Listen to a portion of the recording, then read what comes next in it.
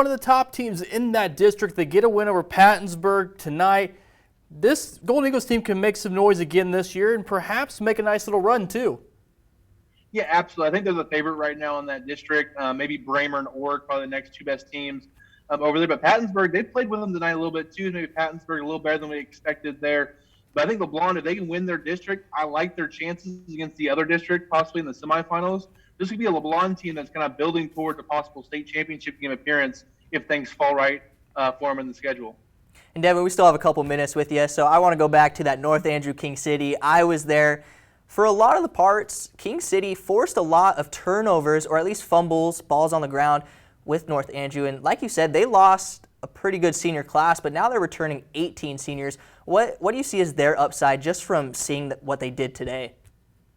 Well, I'm sure you saw there on the field, King City, they have some big old boys up front. The two Moss boys are really good size there for King City. So they're going to be able to be physical with teams and kind of muddy the water a little bit there. As you said, force turnovers, offense will kind of come. I know I was watching your highlights as I was calling my game tonight, so I saw a couple of the King City touchdowns there. The one Mossing touchdown, that was a really nice catch there on the King City side of it. So, but you said it with North Andrew, they got to fix the turnovers issues. If they probably would have fixed the turnover issues, they might have been able to pull away faster in that one. I know they dominated defensively in that second half.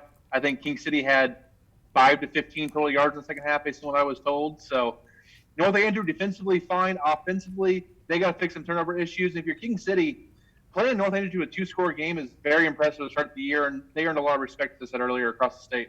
Yeah, I agree. And Devin, just want to say before we let you go, thank you for joining. I hope your pick for me over Chris in an 8-man draft is still relevant. Just had to throw that out there. I mean, we replaced Chris in the poll with you, so I think that's pretty obvious at this point. I didn't have a choice. All right. You told me that was happening. You told me that. That works for me. Devin, thank you for joining us.